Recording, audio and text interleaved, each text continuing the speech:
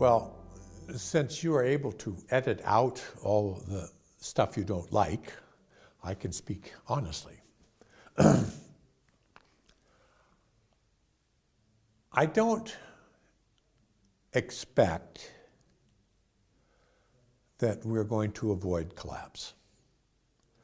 I'm not sure what it will look like. I mean, and so I simply don't know. I have many different scenarios, but actually we don't know. It's not knowable. I mean,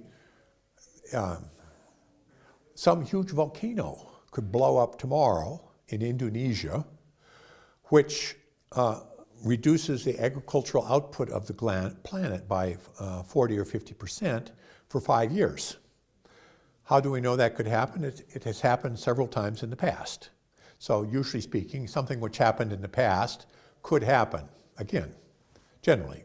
So that could happen, or epidemics. I mean, I don't know what it will be, but in one way or another, we are so far, globally, we are so far above the population and the consumption levels which can be supported by this planet that I know in one way or another it's going to come back down. So I don't hope to avoid that.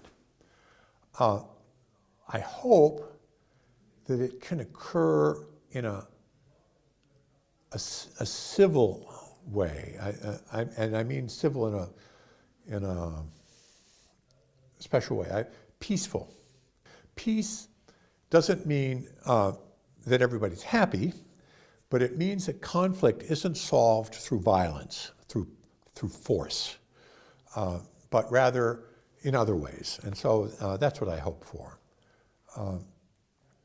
That we can, I mean, the planet can support something like 1 billion people,